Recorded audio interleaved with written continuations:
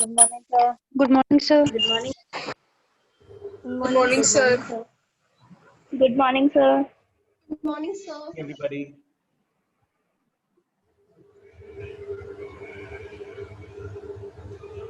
Thirteen students right now. Let all the other students also join. What was the strength in the last class?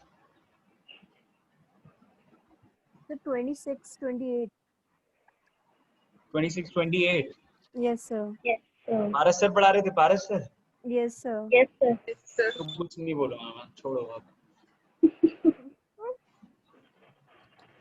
पहले मैं भी आ गए थे ऐसी कोई बात नहीं है yesterday I also had 27 students I am also lucky enough let's see how many falls today so 14 students up till now all right give me a moment let me drop a message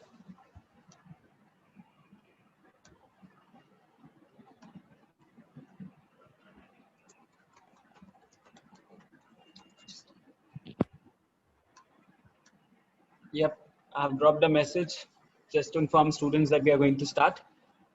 In a moment, I'll start discussing about the new topic of the day.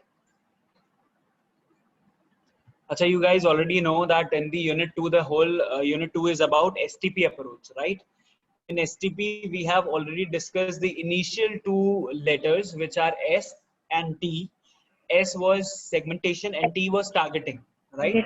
First we tried understanding what segmentation is all about, right? And then we understood what market targeting is. Yes, sir.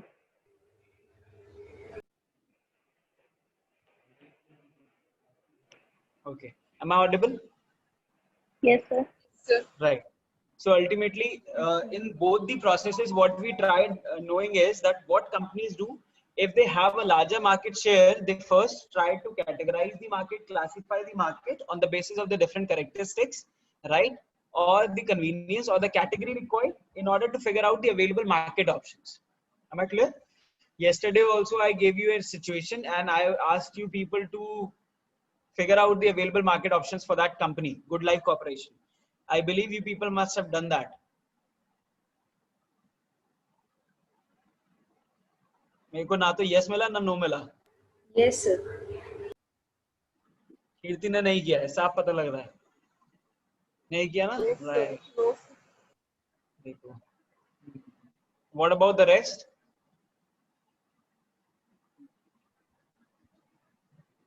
इतनी खामोशी क्यों है भाई? भी किया नहीं. नहीं किया ना? हाँ, that is why. That is the reason कि आप लोगों ने अभी तक जवाब नहीं दिया कोई भी. All right, fine. So let me tell you कि market segment आप लोग कर लीजिएगा उसको. See, it is important because ultimately कोई फायदा नहीं है. अभी नहीं करोगे बाद में एग्जाम में दूंगा तो आप लोग फिर कंफ्यूज होगे वहां पे. So it's better पहले ट्राई कर लो और एक बार चेक करा लो, वो ज्यादा बेटर है. ठीक है? Okay. So market segmentation was all about the classification of the market so that हमें एक available market options category पता लग जाए. दूसरा प्रोसेस था हमारा टारगेटिंग, जिसका मेन प्रोसेस था कि हम अवेलेबल मार्केट ऑप्शंस में से जिसमें हमारा होमवर्क अच्छा है, जिसमें हमारी अवेलेबिलिटी अच्छी है, जिसमें हमारा डिलीवरी नेटवर्क स्ट्रांग है, हम उनको टारगेट करना स्टार्ट करेंगे. Am I clear? अच्छा, what we are going to target the market for? किस चीज के लिए टारगेट करने की बात हो रही है? जो हमने टारगेटिंग शब्द यूज किया था सेकंड प्रोसेस पे, सेकंड स्टेज पे, वो किस चीज के टारगेटिंग की बात हो रही थी? कि मान लेते हैं सेगमेंटेशन भी हो गया, कैटेगरी में डिवाइड भी हो गया, अब ये भी डिसाइड हो गया कि इस मार्केट को टैप करना है मुझे. ये मेरे 10 मार्केट हैं, इन 10 में से मुझे ये 2 मिले हैं. लाइक आप लोगों ने कल खुद ही फिगर आउट किए थे ना, प्रोडक्ट 3 का, या कानपुर वो जोन है फाइनली जिसको हम ट्रिगर करेंगे, या इलेक्ट्रॉनिक अप्लायंसेस वो है जिनकी सेल ऑलरेडी अच्छी आ रही है. देखो अल्टीमेटली क्या होता है, मैं आपको एक और चीज बता दूं, कंपनी क्यों जानना चाहती है मोस्ट प्रॉफिटेबल या लीस्ट प्रॉफिटेबल चीजों को. दोनों चीजें समझने की हैं. देखो, एक है मुझे अपनी सेल बढ़ानी है, तो पिछले बार जिन चीजों में सबसे ज्यादा सेल आई है उन पे तो मुझे फोकस करना ही करना है. यू नो, जैसे फॉर एग्जांपल स्टूडेंट क्या करता है, अगर आप मान के चलिए कि आपके यूटीज हो रहे हैं या एक्सटर्नल्स हो रहे हैं, तो एक पैटर्न बन गया. फर्स्ट सेमेस्टर के एग्जाम देकर, सेकंड सेमेस्टर के एग्जाम देकर आपको पता है कि मेरे न्यूमेरिकल्स में अच्छे नहीं आ पाते या थ्योरी में अच्छे आ जाते हैं, राइट? या थ्योरी में अच्छे नहीं आ पाते लेकिन न्यूमेरिकल्स में अच्छे आ जाते हैं. दोनों में से कोई एक केस हर स्टूडेंट पे अप्लाई होता है. होता है, Yes, राइट? sir. तो हर स्टूडेंट करने की क्या कोशिश करता है, उसको पता लग गया कि अगर मुझे अपनी स्टडी को डिवाइड करना है तो वो भी तो पहले क्लासिफिकेशन करता है ना, सेगमेंटेशन करता है कि मैं most easy subject, easy subjects, hard subjects, most hard subjects, इस कैटेगरी में डिवाइड कर लेता है। ये मार्केट सेगमेंटेशन नहीं है, इसे हम सब्जेक्ट सेगमेंटेशन बोल देंगे। क्लियर है कि हमने सब्जेक्ट को पहले कैटेगराइज कर दिया based on my convenience, based on my understanding about the subject. Clear? उसके बाद आपने क्या किया, आपने नेक्स्ट स्टेप लिया टारगेटिंग का। तो आप टारगेटिंग में क्या करते हो, आप उन्हीं सब्जेक्ट्स में से सब्जेक्ट के अकॉर्डिंगली डिसाइड करते हो। जैसे आपने पास परफॉर्मेंस देख ली अपनी, मेरे थ्योरी में बहुत अच्छे मार्क्स आ जाते हैं, तो आपको पता है थ्योरी पे तो मुझे इक्वल फोकस करना है, लेकिन हाँ ये है कि बहुत ज्यादा मुझे मेहनत नहीं करनी पड़ेगी। Somewhere I am confident about कि ठीक है थ्योरी पे मैं थोड़ा पढ़ूंगा and I can do my best.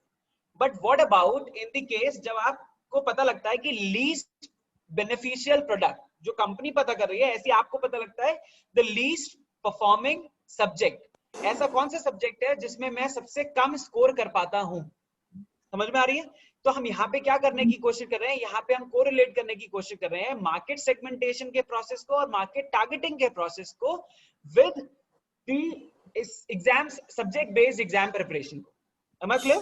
जब हम सेगमेंटेशन क्लासिफिकेशन की बात कर रहे हैं तो हमने वहां पे मार्केट को क्लासिफाई करने की बात करी। यहाँ पे मैंने आपको उस चीज को कैसे समझाया कि सब्जेक्ट को पहले आप क्लासिफाई कर लेते हो based on your understanding about the subject.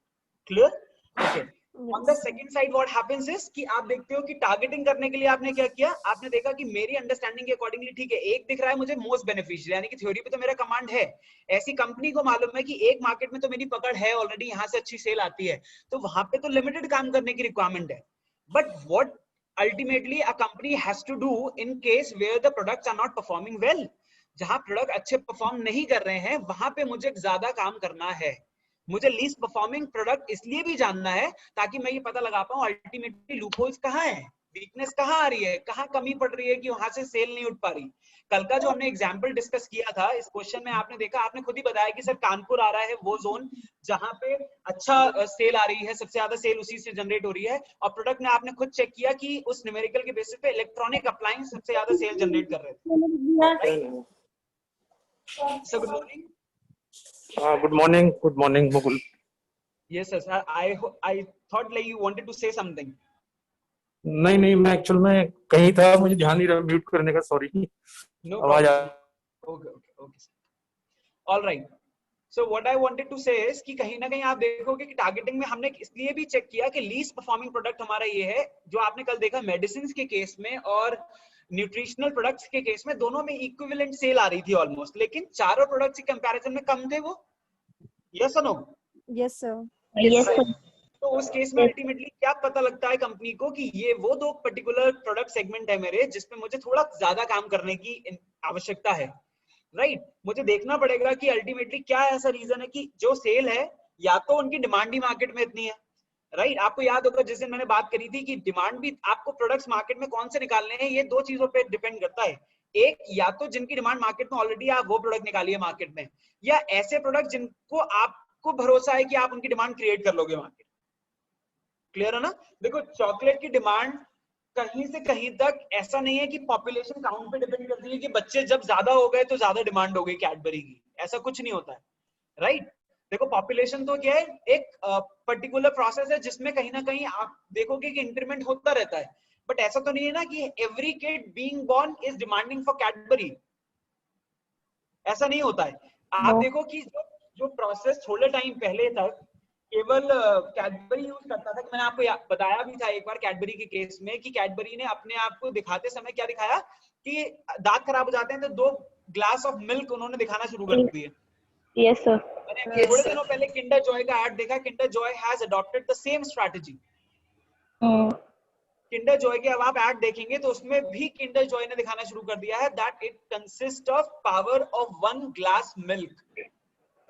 समझ रहे हो आप? तो अल्टीमेटली कहीं ना कहीं देखिए क्या होता है, मार्केट में 2 तरीके हैं अपने आप को चलाने के। एक तरीका तो यह है, या तो आप खुद का ही कुछ बहुत इनोवेटिव निकाल लाइए जो आपके कस्टमर को हिट करेगा, राइट?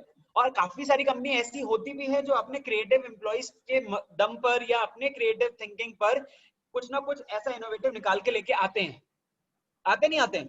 बट बाकी कंपनीज क्या करते हैं, बाकी कंपनीज देखते हैं कि जो उनकी इंडस्ट्री में बेंचमार्क्स रहे हैं। What do we mean by benchmark? अब देखो, जैसे मैं एक छोटा सा एग्जांपल देता हूँ। जब नए बच्चे आते हैं क्लास में, जब फर्स्ट ईयर नया ज्वाइन होता है, जो इस बार भी हुआ है, वो बात अलग है, आप लोगों को दर्शन नहीं हुए उनके, ठीक है, और थोड़े टाइम के बाद होंगे, ठीक है, उनको भी आपके दर्शन थोड़े टाइम बाद होंगे। तो क्या होगा जनरली, जब आप फर्स्ट ईयर में आए थे, आप सबके सब नए फेसेस थे, राइट? तो आपके सामने भी क्या है, चुनौती थी उस समय पे कि या तो मैं खुद का ही कुछ बहुत इनोवेटिव निकाल के लेके आऊं और एक्स्ट्रा, मतलब एक्स्ट्रा ऑर्डिनरी परफॉर्मेंस दे करके टॉप करूं बीबीए में। क्लियर है? या आप क्या करते हो कि जो सेकंड ईयर में स्टूडेंट है या थर्ड ईयर में स्टूडेंट है, जो टॉपर रह चुका है, वो एक बेंचमार्क है कहीं ना कहीं। उस बच्चे ने कुछ तो एक्स्ट्रा ऑर्डिनरी किया है, जिसकी वजह से he could set that benchmark in his class that he is a topper. Clear है? फर्स्ट ईयर में जिस भी बच्चे ने फर्स्ट डिवीजन लेकर के आए, फर्स्ट पोजीशन क्लास में लेकर के आए, वो इस साल आने वाले फर्स्ट ईयर के बच्चों के लिए कहीं ना कहीं माइंड में रहेगा कि ठीक है, सेकंड ईयर में टॉपर कौन है, सेकंड ईयर में ये बच्चा फर्स्ट पोजीशन पे रहता है। Am I clear? Third year में जब वो आ जाएगा, तब वो सेकंड ईयर वाले भी देखेंगे और फर्स्ट ईयर वाले भी देखेंगे। तो सेम चीज कंपनी करती है, या तो आप खुद का कुछ एक्स्ट्रा ऑर्डिनरी निकाल लो, या कंपनी दूसरी जो इंडस्ट्री में बेंचमार्क सेट करने वाली कंपनी है, उसने जो मार्केट स्ट्रैटेजी को अडॉप्ट किया था, जिसके बेसिस पे वो एक सुपर पावर बन पाए, राइट, जिसके बेसिस पे वो अपना मार्केट जमा पाए अपने सरवाइव करने के लिए, हम वो स्ट्रैटेजी अपना लें। क्लियर है? तो मुझे जो लगता है, मुझे क्लियरली ये चीज फील होती है कि अगर किंडर जॉय की बात आती है, तो Kinder Joy is no how different from any chocolate product. No, आप दे तो अल्टीमेटली कुछ सेम काइंड ऑफ प्रोडक्ट ही रहे हो। तो लोग, जो पेरेंट्स है, वो उसके लिए भी कहते हैं। देखो, मुझे लगता है कि किंडर जॉय के केस में वो बहुत छोटा सा बोल काफी इफेक्टिवली प्राइसिंग पे लेकर के आए। वो 25 से 30 रुपए का शायद एक पैकेट है उसका, right? I don't Yes, no. sir. तो वो 30-35 रुपए का अगर आप समथिंग दे रहे हो, इतना छोटा सा बोल, तो बट ऑब्वियसली बात है, सेल आपकी कम होगी क्योंकि डिमांड ही कम क्रिएट हो रही है। फिर आपने उसमें टॉय ऐड कर दिए ताकि डिमांड बढ़ जाए।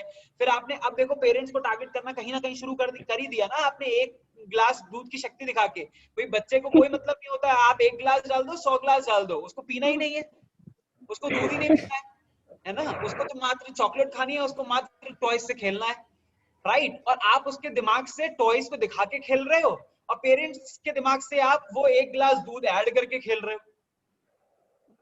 क्लियर हो गई इतनी चीज, राइट? तो अल्टीमेटली ये जो पूरा मार्केट में खेल चल रहा है, इसी को हम सीखते हैं इस यूनिट 2 में, जिसमें हमने सेगमेंटेशन डिस्कस कर लिया, टारगेटिंग डिस्कस कर ली है।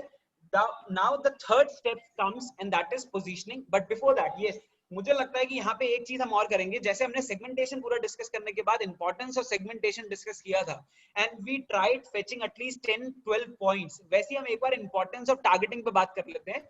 17 बच्चे दिख रहे हैं मुझे क्लासरूम में, 17 के एटलीस्ट आधे, राइट? यानी कि आप मान के चलिए 8.5 पॉइंट्स तो आ ही जाने चाहिए ना।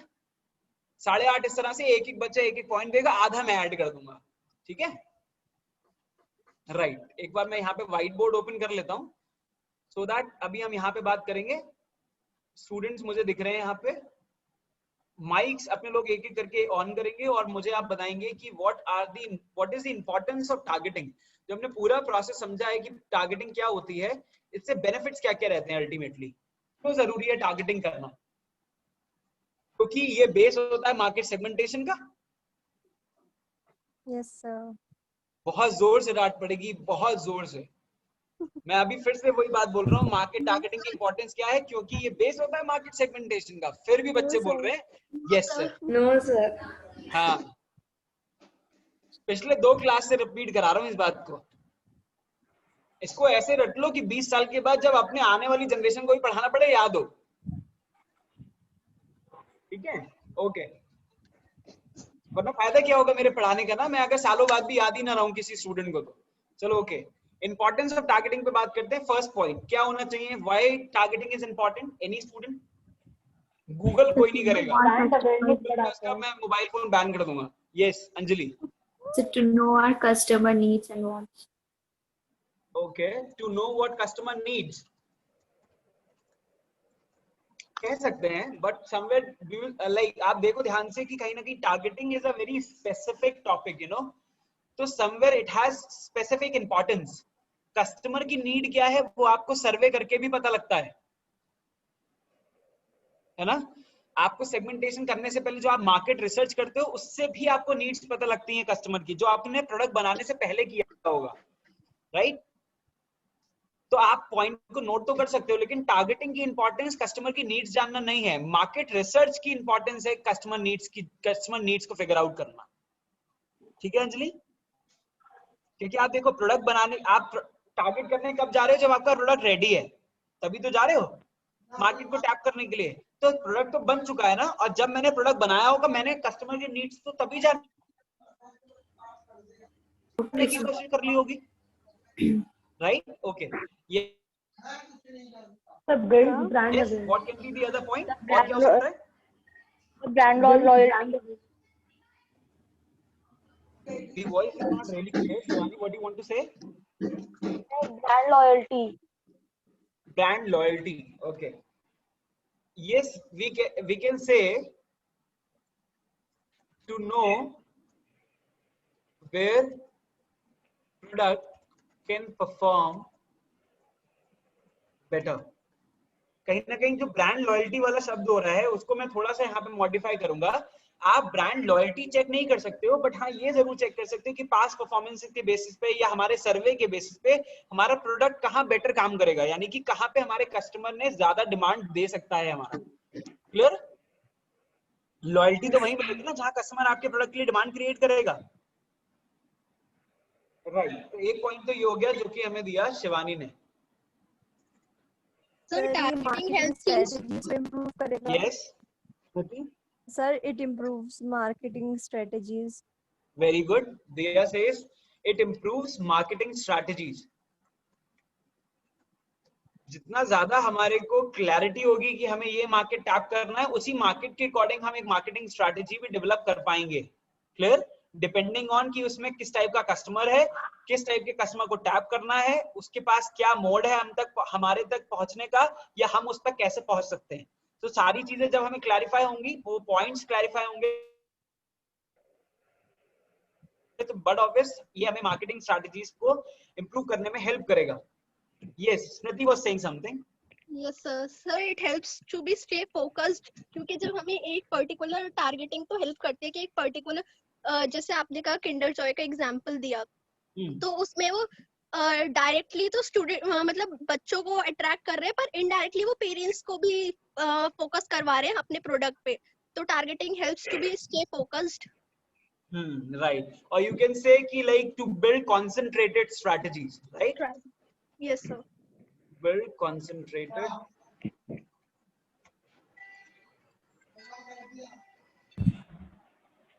one second yes So I hope I'm focused on yes who wants to say something? focused on particular product. I'm not getting you, Priyanshi, please come again. Focused on a particular product. Right, we can go with product by product marketing. हम product centric marketing भी कर सकते हैं, right? To plan product centric marketing, कि हमें किस product पे focus करना चाहिए, पहले सबसे ज्यादा फोकस किस पे करना चाहिए, फिर नेक्स्ट किस पे करना चाहिए, right? So this point was given by Priyanshi. Next Kirti wants to say something. Yes sir it builds brand awareness. right, to figure out where the product is lacking in the awareness among the audience, right? ये भी कह सकते हैं कि हमारे customer है वहां पे किन के बीच में ऑडियंस में अवेयरनेस कम है, क्योंकि कहीं ना कहीं डिमांड ना आने का रीजन ये भी तो हो सकता है। तो yes, very good point Kirti, to figure out where the brand awareness is needed, right? To figure out where creation of brand awareness is required, right? So, Okay. Yes. sir, it can build customer loyalty. It can build customer loyalty. Yes, sir. Oh yes, can say that. Depending on the availability of our product, depending on the delivery network that we have. देखो कहीं ना कहीं customer की आप reliability या customer की loyalty आप केवल तभी जनरेट कर सकते हो, तभी बिल्ड कर सकते हो, जब आप उसको जो दिखा रहे हो वो जब आप वो मार्केट में सर्च करने जाए तो उसे मिले, right? Am I audible? Yes, sir. Yes, sir. Yes, sir. Yes, sir. काफी बार ये होता है कि हम कभी कभी कुछ प्रोडक्ट्स के एड्स देखते हैं लेकिन मार्केट में जब ढूंढने जाते हैं तो हमें नहीं मिलते हैं, है ना? Yes, sir. Yes. Build customer reliability. जैसे मुझे याद है कि when I was young, I mean quite in 12, 13 age, then I used to see advertisements of those what do we call it in MACD के जो छोटे छोटे पैकेज आते थे उस समय पे 20-25 रुपए के छोटे पैकेज बन के आते थे मैकालू टिक्की के। उस समय ऐड बहुत आता था उन चीजों का, लेकिन हमें यही नहीं पता था कि ये जो बन के आता है ये मिलता कहाँ है, क्योंकि उस समय पे मैकडी का कोई आउटलेट था ही नहीं बरेली में, है ना? ये तो हम उस समय पे बस ऐड देख लेते थे लेकिन हमारे पास प्रोडक्ट अवेलेबिलिटी नहीं होती थी। तो आप काफी बार ये भी हो जाता है, जैसे काफी बार मोबाइल फोन्स के केसेस में भी होता है ये चीज कि कुछ कंपनी के एडवर्टाइजमेंट्स तो हमें देखते हैं लेकिन जब हम मार्केट में ढूंढने जाते हैं वो मॉडल या वो कंपनी तो हमें मिलता ही नहीं है ना? ये भी होता है। Okay, now what next? Sir, खुशी It wants to say improves the something? product services and product services. क्योंकि सर जैसे आपने एग्जांपल दिया कैडबरी का, तो पहले जब वो था कि दांत खराब हो जाते हैं बच्चों के, बट उन्होंने जब अपनी चेंज करी स्ट्रैटेजी तो उससे फिर उन्होंने मिल्क भी शो करना स्टार्ट कर दिया, तो वो तो improve quality, product quality. Okay, तो कहीं ना कहीं आप ये कह सकते हो that it pools up the feedback from the customers उस स्पेसिफिक के मार्केट, उस स्पेसिफिक मार्केट से, जो आपकी क्वालिटी को और हेल्प करता है इंप्रूव करने में। सर ये मैगी पे भी लागू कर सकते हैं सर हम इस चीज को? राइट, मैगी पे भी लागू हो सकती है ये वाली चीज। राइट, एक काम करते हैं, एक बार यहाँ पे खुशी और पायल दोनों कुछ कहना चाहते हैं, इनको भी बता Yes, sir. लेते हैं क्या कहते हैं ये। Sir, एक तो sir we can make more effective marketing planning also. Right, effective marketing planning हो सकती है which can be covered in this point number 4 कि अच्छी concentrated strategies बन सकती हैं, marketing strategies बन सकती हैं, right? It can be included in the same. We can do one thing. Yes, it improves marketing strategies. यहाँ पे हम ऐड कर लेते हैं एक और नाम, ठीक है? यहाँ खुशी भी कुछ कहना चाह रहे थे, खुशी प्लीज बोलिए। Easy to reach customers. Your audio is not really clear. Please write in chat. Sir, Some students have it is also easy for the written something. brand to reach customers. But the audio is little disturbed. Monica is also writing, sir, build trust and boost customer loyalty. Yes, कहीं ना कहीं customer loyalty and trust की बात हो चुकी है already. तो जहाँ पे हमने बात करी थी trust building की, build customer loyalty, reliability and loyalty. Dia and Monica. Yes, sir. Sir, Yes, yes, please. sir, it helps us to differentiate our brand from the competitor's brand. No, this point is little different, Dia. Now, जो हमारा third topic है इस unit का, that indicates what you are saying. ठीक है, जो आप बात बोल रहे हैं कि ये हमें हेल्प करता है टारगेटिंग, हमारे ब्रांड को डिफरेंशिएट करने में दूसरे व्यक्ति के ब्रांड से, राइट? वो हमें हेल्प करता है। हमारा इस यूनिट का तीसरा टॉपिक जिसका नाम है पोजीशनिंग। Okay, sir. अभी हम लोग डिस्कस करेंगे positioning, then it will be clear to you that how does it help to us. Okay, Okay, sir. Yes, मुझे दो स्टूडेंट ने शायद कुछ पॉइंट लिख करके भेजे हैं। Provide the facility after sales service. Post sales services, okay, but somewhere it is something different than the market targeting. आप देखो, मार्केट टारगेटिंग बस आपको इतना सा बताता है कि आप किस मार्केट को टारगेट कर सकते हो। पोस्ट सेल सर्विसेज आप अपनी कितनी इफेक्टिव कर सकते हो, ये तो आपको तब पता लगेगा जब आपने उस टारगेट मार्केट में से अच्छे खासे नंबर ऑफ कस्टमर्स गेन कर लिए हैं, right? So that comes on a very next step, जब आप मार्केटिंग स्ट्रैटेजीज में इंक्लूड करोगे आफ्टर सेल सर्विसेज को, जब आपका प्रोडक्ट बिक गया है काफी सारे लोगों के बीच में। Trust in market up and down like Patanjali, जो अमित ने लिखा है, यहाँ पे खुशी ने लिखा है, it is easy for the brand to reach customers. Yes, brand के लिए कहीं ना कहीं इजी हो जाता है ये क्लासिफाई कर पाना कि हमें किस जगह पर कस्टमर तक कैसे पहुंचना है, right? To find right ways to reach customers.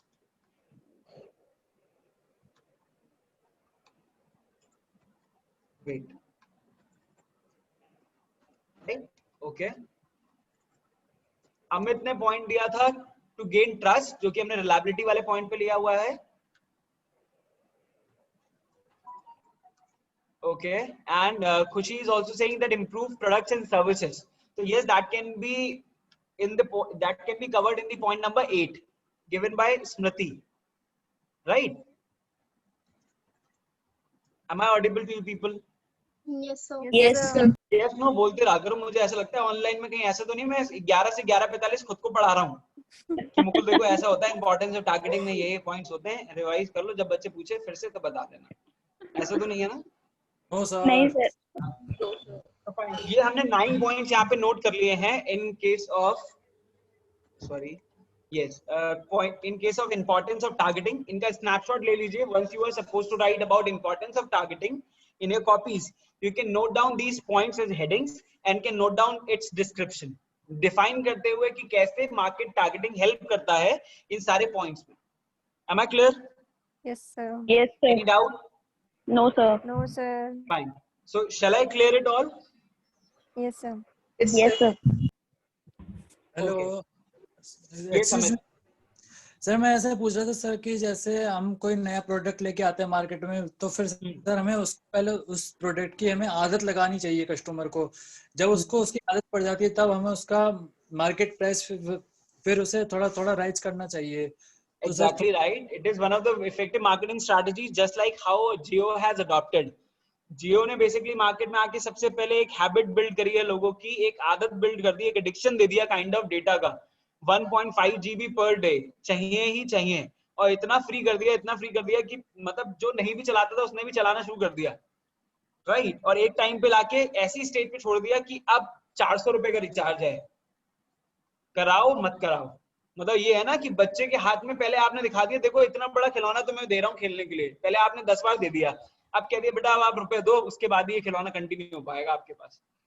ये बिल्कुल वही वाली बात होती है. Am I clear? है ना? अच्छा, एक और चीज होती है कि जैसे कंपनीज ये वाला केस क्यों करती हैं, आपने एक कहावत सुनी होगी, हाथ को आया मुंह को ना लगा.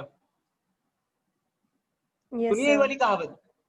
तो Yes, इसका sir. मतलब क्या होता है, it is one of the idiom that we use in Hindi, कि कोई भी चीज हमारे हाथ तक तो आ गई लेकिन हम उसको फाइनली चेज नहीं कर पाए, है ना? अच्छा, दूसरी चीज क्या है, it is just like the same thing applies to success also in life. कहीं ना कहीं हमारी लाइफ में सक्सेस पे भी ये चीज अप्लाई करती है कि अगर हम एफर्ट कर रहे हैं किसी चीज को पाने के लिए, तो हो सकता है वो चीज हमारे हाथ तक आ जाए, लेकिन हम उसका फाइनल यूज तब तक नहीं कर पाएंगे जब तक हम उसके लिए उन एफर्ट्स को कंटिन्यू ना रखें. जब तक हम उनको कंटिन्यूएशन में नहीं रखेंगे तब तक हो सकता है शायद वो चीज हमारे पास जो अभी हाथ तक आई है वो हम एक्चुअल उसका फाइनल यूज ना कर पाए, राइट? तो अगर आप एफर्ट दे रहे हो तो क्या काफी बार क्या होता है, मैं देखो इस चीज को क्यों कोरिलेट कर रहा हूँ यहाँ पे, मैं बता दे रहा हूँ आपको. काफी बार कुछ स्टूडेंट्स क्या करते हैं, वो टॉप करने की कोशिश करते हैं एंड एट लास्ट बिल्कुल एग्जाम सेमेस्टर के एंड में आने वाले होते हैं, तब तक बिल्कुल अच्छी उनकी मेहनत चल रही होती है, खूब मेहनत करते हैं, खूब पढ़ाई करते हैं, खूब अच्छे से प्रेजेंटेशंस देते हैं, परफॉर्मेंस भी अच्छी होती है क्लास में. तो जब सब बच्चे ही उनको पहले से ही टॉपर कहने लग जाते हैं तो क्या होता है, वो बच्चा वहां अपने एफर्ट्स देना बंद कर देता है. एग्जाम के टाइम में, मेन एग्जाम के टाइम में उसने एफर्ट देना बंद कर दिया, जस्ट लाइक कि जो रैबिट था वो रेस में बीच में रुक गया, ये सोच करके अरे like the tortoise is very is left quite behind, काफी पीछे छूट गया है, तो he will not be able to be succeed, he will not be able to complete the race before me. तो the same how कि student जो है जिसने पूरे सेमेस्टर मेहनत करी, उसने ये देख करके कि सब लोगों ने तो ऑलरेडी मुझे टॉपर कहना शुरू कर दिया है, दैट मींस मेरे को ही टॉप करना है सेमेस्टर में, I don't need any more to study about the subjects, I am already prepared. So he generally leaves preparing for the exam. What happens generally is कि एग्जाम के time में ही आपको चीजें क्लियर नहीं हो पाती and then you sometimes fails to attempt the exam the quality standard you somewhere wanted to match. Am I clear? तो क्या हुआ, जनरली जब एग्जाम के बाद रिजल्ट आता है तो बच्चे को जो लग रहा होता है कि मैं टॉपर बनूंगा, वही नहीं बन पाता है ना? क्योंकि क्या हुआ है, उसने एफर्ट तब तक करे जब तक सफलता हाथ तक आई थी, लेकिन मुंह को तो नहीं लगी ना अभी, यानी कि पूरी तरीके से तो नहीं मिल पाई है ना, और आपने अपने एफर्ट करना छोड़ दिए. तो सेम चीज कंपनी करने की कोशिश करती है कि कंपनी की स्ट्रैटेजी है कि मैं पहले अपने प्रोडक्ट को बहुत इजी तरीके से अपने कस्टमर के हाथ तक पहुंचा दूंगी और उसको यूज करने की आदत लगवा दूंगी, उसके बाद छोड़ दूंगी, राइट? वही प्राइसिंग स्ट्रैटेजी कहलाती है कि आपने एक टाइम पे लाके अपने कस्टमर को बहुत ज्यादा एडिक्टेड कर दिया आपके प्रोडक्ट को लेकर के, and then you are raising price like anything. Am I clear? Yes, sir. Okay. Fine. So shall I remove it all? Yes, sir. Yes, sir. Yes sir. Fine. So I'll be sharing a PPT now to discuss about the concept of positioning. जो हमारा third topic है आज की lecture का, I mean इस पूरी unit का specially. देखो यूनिट 2 में आपने 2 स्टेप्स ऑलरेडी पढ़ लिए हैं, एक था सेगमेंटेशन और एक था टारगेटिंग. अब मेन बात आ जाती है, यहाँ पे हम डिस्कस करेंगे what positioning is all about. Clear? Okay. तो मैं आप लोगों को याद होगा अभी थोड़ी देर पहले आपसे लेक्चर में ये पूछ रहा था कि सेगमेंटेशन से मार्केट क्लासिफाई भी कर लिया और टारगेटिंग से अवेलेबल मार्केट ऑप्शंस भी निकाल लिए, जहां पे हमारी नेटवर्क डिलीवरी या आप कह सकते हो रीच या हमारा एडवर्टाइजमेंट्स या हमारी मार्केट अवेयरनेस काफी स्ट्रांग है. आपने वो अवेलेबल ऑप्शन निकाल लिए. Now what comes next? अब नेक्स्ट क्या आता है? मैं पोजीशनिंग करना स्टार्ट करूंगा उन टैब टारगेट मार्केट पर जो मैंने 5, जैसे कल हम लोग बात कर रहे थे गुड लाइफ कॉर्पोरेशन के केस में 5 लोकेशंस थी. तो 5 लोकेशन के केस में मैंने कानपुर को सिलेक्ट कर लिया कि ठीक है सबसे ज्यादा सेल यहां से आती है और सबसे कम कहां से आती है? बरेली से.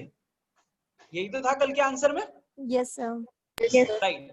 तो अब बात आती है, मैंने कानपुर को अगर सिलेक्ट कर लिया है या मैंने अगर बरेली को सिलेक्ट कर लिया है, तो अब मुझे नेक्स्ट क्या करना है? क्या मुझे सीधे प्रोडक्ट को मार्केट में भेज देना है और खूब सारा एडवर्टाइजमेंट करके उसको बेचना शुरू करना है, या कुछ और भी जरूरी है अभी? राइट. तो जरूरी क्या चीज है मैं आपको बता देता हूं कि यस नो डाउट टारगेटिंग एक बार सिलेक्ट करने के बाद, एक बार मार्केट सिलेक्ट करने के बाद, देखो यहाँ पे दोनों चीजों का एग्जांपल लूंगा मैं, कानपुर का भी लूंगा और बरेली का भी लूंगा कल के केस में. राइट. कानपुर से तो मुझे पता है हाईएस्ट सेल आती है इलेक्ट्रॉनिक अप्लायंसेस की, लेकिन मेरे लिए तो कंपनी होने के नाते ये भी तो इशू है ना, बरेली से क्यों नहीं आ पा रही? क्या मैंने बरेली में रिसोर्सेज कम दिए हैं, या बरेली में मेरा आउटलेट होने के बाद मेरे जो लोग लगाए हुए मैंने वहां पे वो अच्छे से काम नहीं कर रहे, या मैंने जो एडवर्टाइजिंग करी है वहां पे वो लोगों के दिमाग में अच्छे से फिट नहीं हुई, या लोगों को मेरा प्रोडक्ट समझ में नहीं आया. It is a matter of concern to me. Right. In that case I might hire some perfect and quality marketing managers like you people. उस केस में मैं फिर आप लोगों को हायर करूंगा. और अगर मैं आप लोगों को हायर कर रहा हूं तो आप मुझे क्या बताओगे कि सर आपको ब्रांड, अगर आप अल्टीमेटली उस बरेली की बात कर रहे हो, बरेली में आपकी प्रोडक्ट की सेल नहीं उठ पा रही है, तो आपको क्या करना चाहिए? उसका कोई तो सजेशन दोगे आप मुझे. राइट. तो सजेशन में आप मुझे क्या बताओगे? तो पहली चीज जो आती है वो ये कि आपके प्रोडक्ट का जो एडवर्टाइजमेंट हो रहा है, आपके प्रोडक्ट की जो मार्केटिंग हो रही है, क्या वो पर्टिकुलर वो लेवल या वो पर्टिकुलर अवेयरनेस वो सेट कर पा रही है जो आपका कस्टमर जानना चाहता है या नहीं जानना चाहता है? Am I clear? अच्छा चलो मैं यहाँ पे काम करता हूँ. पोजीशनिंग डिस्कस करने से पहले मैं आपसे एक छोटी सी बात पूछूंगा. आप लोगों में से कितने स्टूडेंट्स ने खंडेलवाल कॉलेज में एडमिशन लेने से पहले जो न्यूज़पेपर में एड्स आते हैं उसमें खंडेलवाल कॉलेज का एड देखा था कभी? Yes, sir. आपने देखा था दिया? Yes, sir. नहीं, आपने तो तब देखा जब मैंने आपको दिखाया, आपका फोटो आया था तब. Yes, admission sir. लेने के बाद, एडमिशन लेने से पहले की बात हो रही है. सर वो तो सर डायरेक्ट हेड ऑफिस पे जाके सर दृष्टि मैम से मिले ठीक थे, है. ऐसे कोई मतलब ad नहीं डायरेक्ट हेड देखी थी. ऑफिस पे आप चले गए थे तब मिले थे, लेकिन कॉलेज में एडमिशन लेने से पहले आपने न्यूज़पेपर में ऐड नहीं देखे थे. कह Yes, सकते sir. हैं? Yes, okay. sir. Any other student जिसने न्यूज़पेपर पे ऐड देखा हो? एनीवन? मतलब सबने के बिना न्यूज़पेपर देखे मतलब एडमिशन ले लिया? सर हम लोग न्यूज़पेपर्स फालतू पे का 1-1 लाख रुपए होल्डिंग्स लगा रहे थे. हैं. होर्डिंग्स देखे थे प्रियांशी?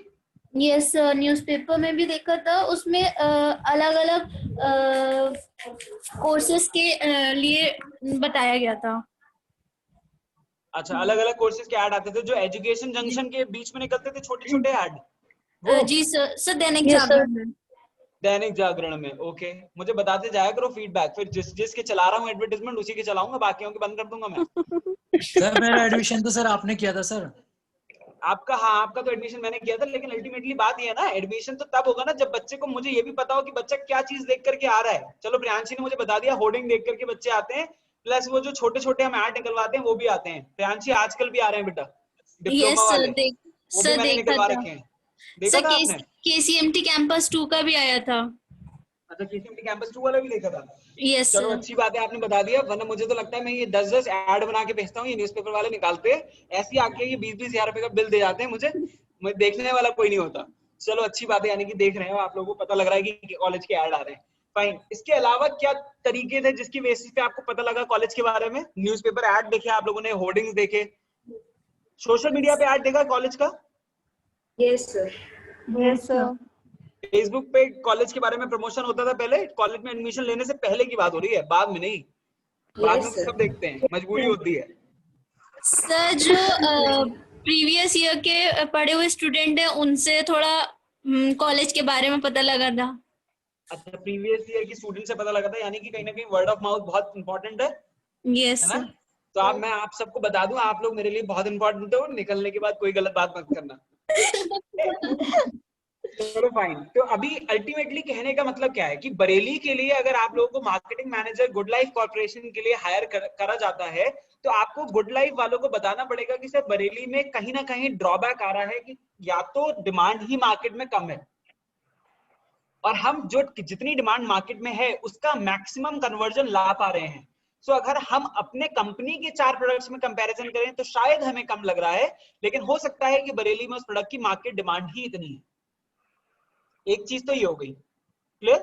दूसरी चीज क्या होती है, हो सकता है मार्केट में डिमांड ज्यादा है लेकिन हम उतना सप्लाई नहीं कर पाते हैं, है ना? जो डिमांड और सप्लाई के बीच में रेशियो है वो कहीं ना कहीं इक्विवेलेंट नहीं है।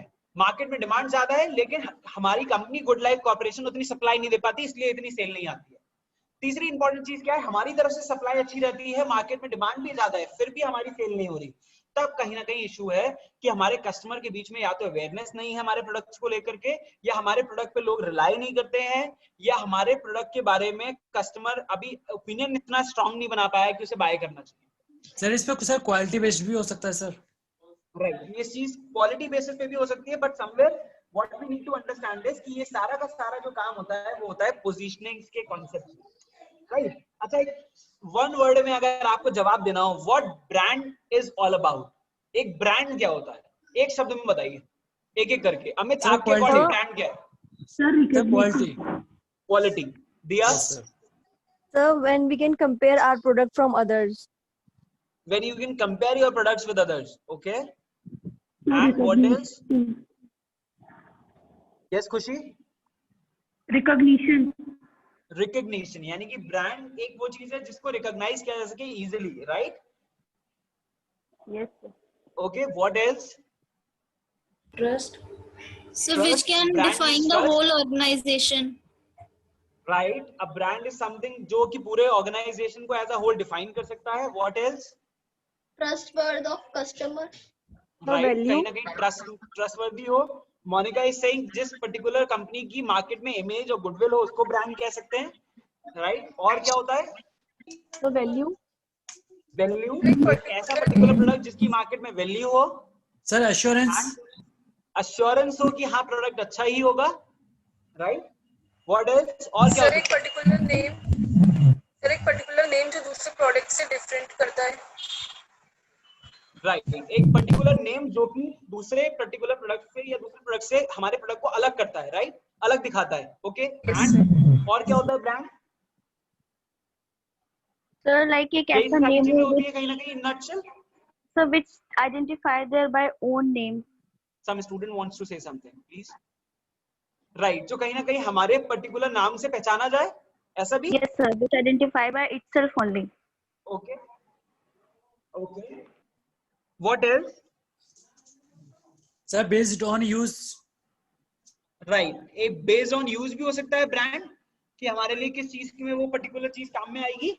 सर उसमें भी सर सॉफ्ट है या फिर hard sir as a category. Okay, can say that, fine. अब भी मैं यहाँ पे छोटा सा आप लोगों से सवाल करूंगा।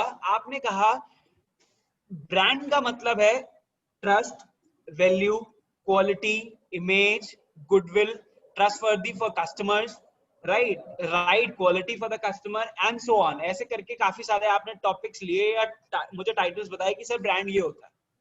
अब मैं आपसे कह रहा हूं कि आपको एक कंपनी दी जा रही है, मार्केटिंग मैनेजर की प्रोफाइल आपकी है, 12 लाख का पैकेज आपका है, 25 लाख ले लो चलो, ठीक है? लेकिन उस 25 लाख के बदले आपको मेरी कंपनी को ब्रांड बना के देना है, कैसे बनाओगे? सर मैं क्वालिटी बेस्ड बना सकता हूँ। क्वालिटी बेस पे बना सकते हैं, ठीक है? आप क्वालिटी पे काम करना शुरू करोगे, जब तक मार्केट में जाएगी क्वालिटी, जब तक 10 लोग उसको यूज करना नहीं शुरू करेंगे तब तक लोग उसको ब्रांड बोलना नहीं शुरू करेंगे। Yes sir. तो क्वालिटी के बेसिस पे बन सकता है, no doubt. Yes, very good. Particular name और particular logo. Okay, particular name और पर्टिकुलर लोगो को लेकर के आप मेरे कंपनी को ब्रांड बनाने की कोशिश करोगे। Very good, very right. और सर उस What is- एरिया में किस चीज की डिमांड है, पर्टिकुलर एरिया में जहाँ हम लोग ओपन करने वाले हैं? ठीक है, जिस एरिया में हम ओपन करने वाले हैं उस चीज को उसको देखते हुए हमें ये चेक करना है कि हम अपने पर्टिकुलर कंपनी की कैसे एक इमेज बिल्डअप कर सकते हैं। Yes sir. राइट। और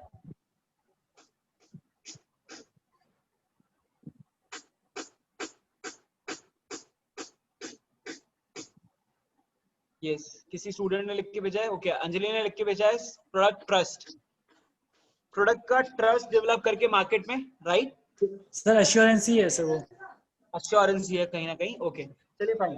तो कहीं ना कहीं अगर आपको बात आती है कि अगर आपको एक कंपनी को ब्रांड क्रिएट करना है, then there are few terms और फ्यू एस्पेक्ट्स जिस पे कंपनी को कहीं ना कहीं वर्क करने की जरूरत पड़ती है, तभी वो कंपनी मार्केट में ब्रांड बन पाती है। एक्सक्यूज मी सर, सर एक Yes. क्वेश्चन। सर फ्लिपकार्ट पे सर जब हम शॉपिंग करते हैं सर, उसमें एक फ्लिपकार्ट अश्योर्ड लिख के आता है सर, तो एक सर उससे ब्रांड का भी आता है कि उसमें केवल सारी ब्रांड वाली चीजें सर शो करती है और जो लोकल होती है सर वो शो नहीं करती है। Right, can say that. But Flipkart assured कहीं ना कहीं देखो अल्टीमेटली क्या है, Flipkart assured is a kind of tag जो फ्लिपकार्ट अपने लिस्टेड प्रोडक्ट्स को बेच रहा है कि ठीक Yes, है, sir. अगर आप उस पर्टिकुलर टैग को बाय कर लोगे, then your product will also come to this category. ठीक है ना। तो बट ये है कि कस्टमर के माइंडसेट पे वाली चीज इफेक्ट कर रही है। आपने वो चीज देखी, अगर आप इसका पीछे का सच नहीं जानते तो यू विल फील कि Flipkart assured means all good products only. So according to you, Yes, any sir. product which is showing in the category of Flipkart Assured will be a good product, isn't it? Yes, sir. Yes है ना। चलो fine, अब बात करते हैं। अब मान लेते हैं कि मार्केटिंग शब्द यूज हो गया, एडवर्टाइजिंग शब्द यूज हो गया, एक शब्द यूज होता है ब्रांडिंग।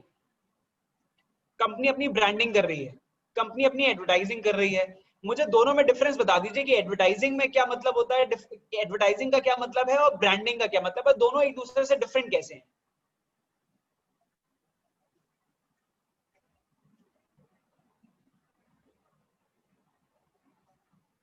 एडवर्टाइजिंग तो पता होगी ना, वरना तेजस्विता मैम से मैं कंप्लेन कर दूंगा ये वाली चीज। Yes sir. सर जो पेड फॉर्म होती है sir.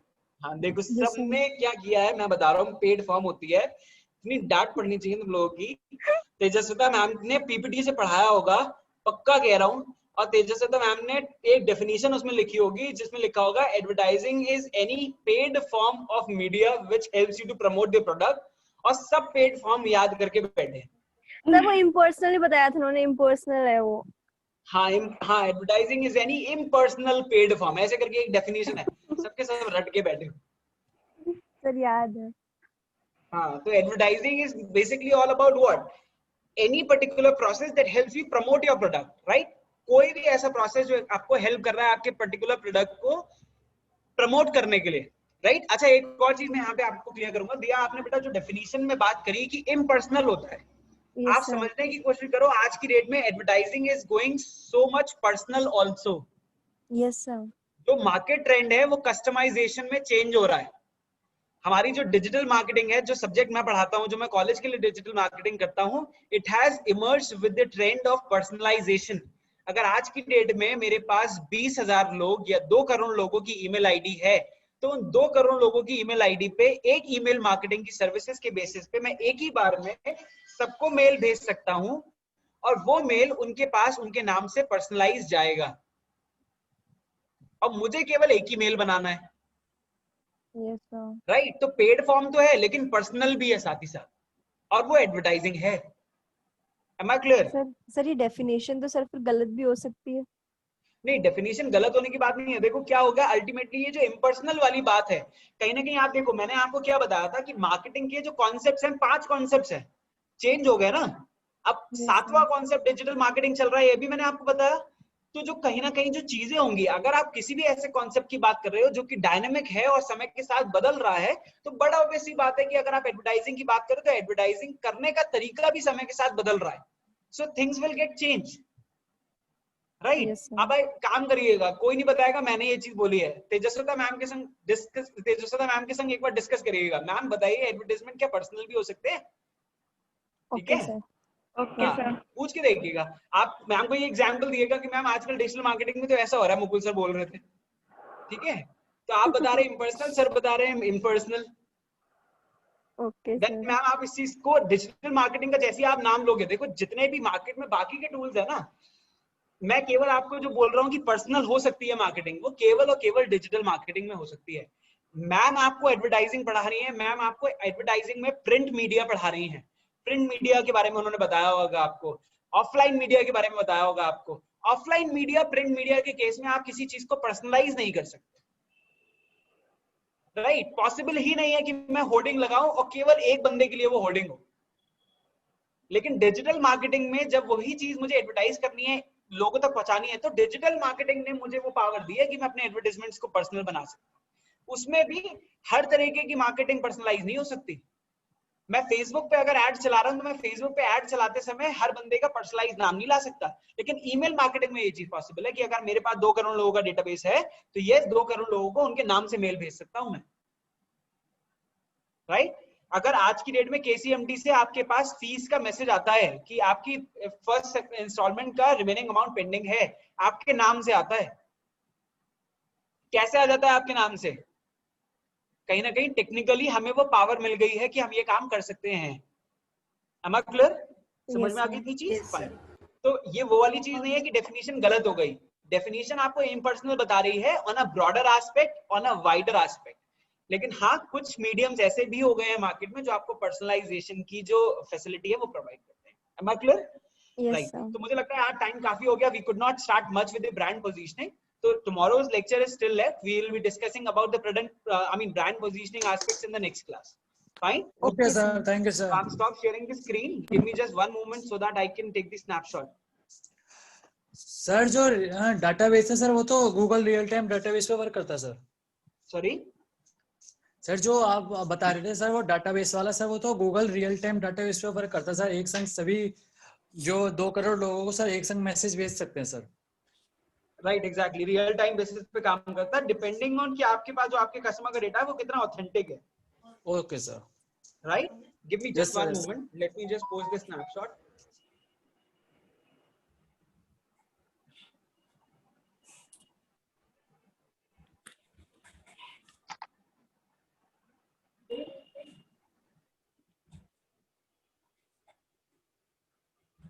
Okay. I'm surprised to see that there are only 16 students in the class right now. I don't know what is the reason behind.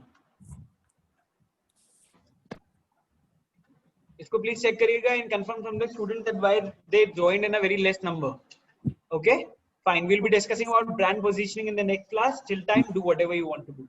Thank you so Okay, much. sir. Thank you, sir. Have a great day. Thank you, sir. Thank you, sir.